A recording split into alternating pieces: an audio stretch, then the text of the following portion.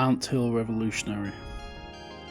Beware that, when fighting monsters, you yourself do not become a monster. For when you gaze long into the abyss gazes also into you. The smoke in the room was shimmering red, slivers of light cutting through the deep, heavy smog that surrounded Dimitri as he took another drag on the spliff in his hands, inhaling deeply and melting into the sofa. A beautiful amnesia would soon begin, the sinking into a deep, almost mystical state of bliss, away from the pressures of the world, an ascent into a realm of pure mental thought, an escape from the anthill, he thought to himself. Dimitri was one of thousands of people living in his own collective, Anthill, huge housing complexes built to house the ever-expanding population of the Workers' Union, the official title of their party overlords. Socialism in theory, but in practice just another oligarchy, in some ways worse to the previous. At least the previous had no semblance of virtue, Dimitri thought to himself, through hazy eyes of half-dream, as he drifted into a semi-conscious, detached state of mind. As his friend Igor continued to play somehow terrible abrasive ambient music in the background, though in Dima's current state, it somehow enhanced his feeling of being high. After all, when you are high enough, anything can sound good. They were taking a great risk, of course, to participate in such experiments with the psychedelic in their shared living space, but Igor and Dima were cut of a new mould, experimental, paradigm-shifting mutant freaks, unafraid to question the system, though smart enough to keep their profiles low enough to not land on any part of the official's list of subversives. Igor suddenly turned the music a little lower on the sound system, the ambient whale noises and rising synth pads fading into the background a little more than before. Dima, he said, almost as quiet as a whisper. My friend, Dima, where do you think we can be free next once more? What do you mean by free? Dima responded. That concept can mean a lot of different things to a lot of different people at different times. That's just it, man. It's a constant paradigm shift, an evolution into something, some sort of collective unconscious maybe, moving forward and evolving into the beyond, some realm beyond our understanding. Do you know what I mean, or is it just stoned ramblings? Igor pontificated, his expression a subtle mix of perplexed and intrigued. Freedom has been a subject for much debate. As you know, I think we both know that in our society, freedom is the freedom granted to us by the party, which has in itself become the great organ from which all other freedoms are granted, like a computer with its CPU. Now, what is a computer without a CPU? It's not a computer, that much is certain. You know what I mean? Dima said, his ramblings once more a mixture of intuitive creativity and pure stoned word salad. The drugs were having an effect.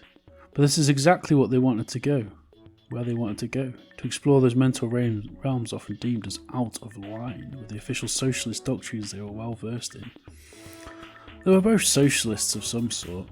They believed in the big utopian dream, but the execution had left them wanting, and they both wondered if all the sacrifices they were making to the big organ were really necessary or worthwhile.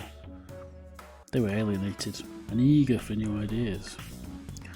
So, freedom is the freedom of the individual to insert themselves on the world, to perhaps forge their own path, untrammelled by others, but to also serve the body politic in some way.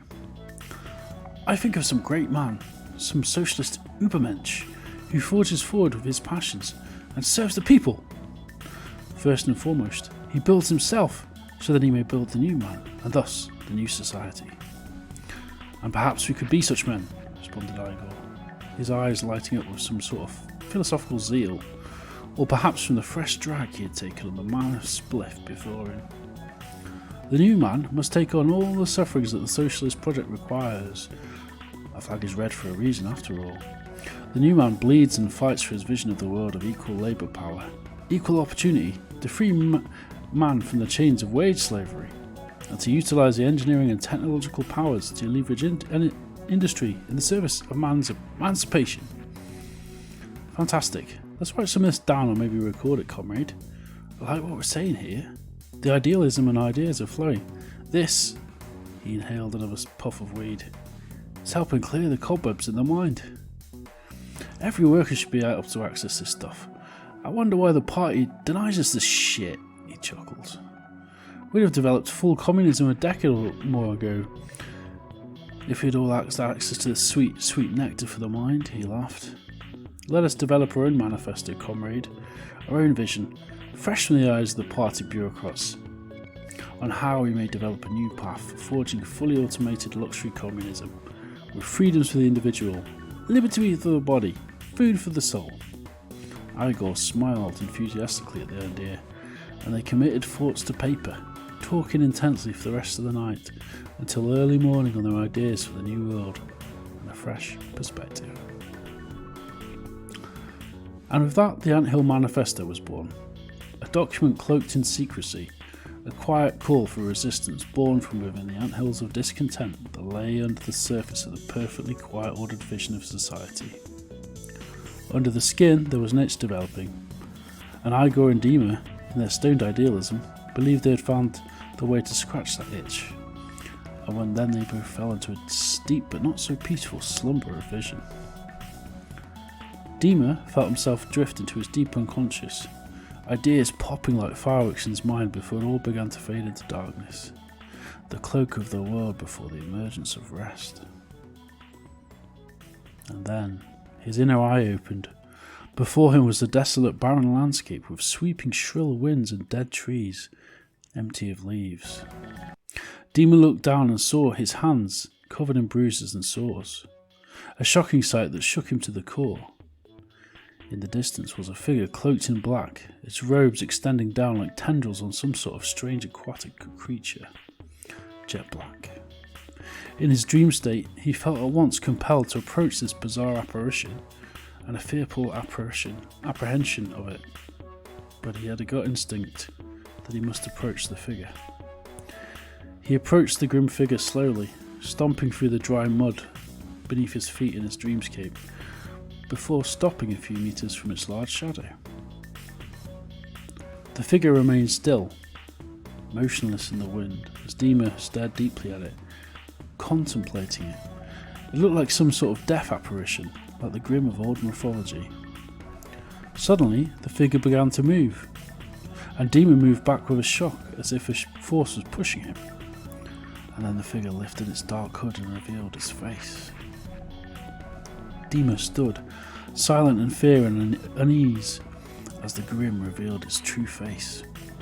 A strange approximation of a human face, but with a disquieting, almost polygonal style to it, like something out of a video game. "What are you?" Dima whispered in a reverb-heavy dream sound. The figure grinned a solemn grin and spoke. Its voice sounded like a hollow void. "We are building a new world," it spoke, and then in a puff of voluminous smoke it blinked it out of existence, disappearing from view. This stuff was strong, there was no doubt about that. It was early morning the next day and the light began to creep in through the window of the flat, and the dim faded. Dima and Igor crashed out on the sofa, both comatose still from their smoking session the night before. Dima slowly opening his eyes as the light shone on him through the hazy dim. He woke up steadily and slowly, bringing himself up before putting on the kettle, boiling it to prepare for a coffee. The sound of the boiling kettle suddenly waking up Igor, who woke up in a sort of slow-motion jolt. "That was some strong shit, Dima," he said softly, as he scratched his head and began to itch his beard as he yawned. "You're telling me, comrade." "I even had visions last night, such bizarre dreams," responded Dima, as he buttered some toast and poured milk into his coffee. "Almost felt like an omen, if I'm honest. I dreamt of the grim of old, in a desolate, dark landscape." Interesting, comrade. And what exactly happened?" "Well, to be honest, as always, it's always hard to remember one's dreams after so many spliffs," he laughed nervously. "But I do remember it said something like, what was it? Something about the world, building, It's all a bit hazy. And you, Igor, did you have any visions during your slumber? Well, comrade, certainly no nightmares. I dreamt of some young blonde lady, a woman with big tits. It was exciting from what I recall. He smiled mischievously, and Dima knew that smile well, as Igor was quite the ladies' man. Well, anyway, Dima changed the subject. Shall we read back our ramblings from last night, see if it makes any sense, said Dima, picking up the document with the scribbled text, Anthill Manifesto, a manifesto for the new man and a new socialism. I suppose we can, said Igor with a slight air of disinterest present in his voice. So they studied the writings and thoughts they'd been able to capture. There were moments of insight there into the nature of collective struggle, about the individual will and how to deal with the contradictions that can emerge when forming a socialist society, in economic and philosophical terms. But also in many respects, too many lofty ideals were present, thought Dima. It was a roadmap for dreamers and dropouts, not real revolutionaries as they aspired to be. They had discussed the intricacies of the manifesto for some time, and then Dima looked at Igor and said, I think we should burn it. But what? Why, Dima? Responded Igor, looking at him with a puzzled, perplexed look on his face. Partly I think we're being too idealistic with our aims, too pie in the sky. If our great society has any chance to be born, it has to be based in the material conditions of the world as it is, not as we want it to be. It almost sounds like you believe that, sighed Igor, a look of disappointment on his face. Also, comrade, do you think it is a genuinely revolutionary act to create and then destroy the thing you create? It's a revolution that stays present in the mind, and that's where the revolution must take place anyway. A total renewal of the mind, the body and the soul. What need will we of our paper in the future? When all men will have the power to develop their minds to the point of recalling information at the speed of thought, perhaps even to share it together. Okay, sighed Igor. I have to admit now that you've lost me. But go ahead if you want to burn it. Burn it, but I don't see what the need is. Are you really that paranoid about the police raiding our flat? It's not out of fear that I do this, said Dima. It is out of faith and love of the revolution. And with that he grabbed his lighter, flicked the flint, and in a flash of flames burned the manifesto before him, their work extinguished in a minute of burning. Igor watching the flames licking as the papers curled up with eyes of disappointment.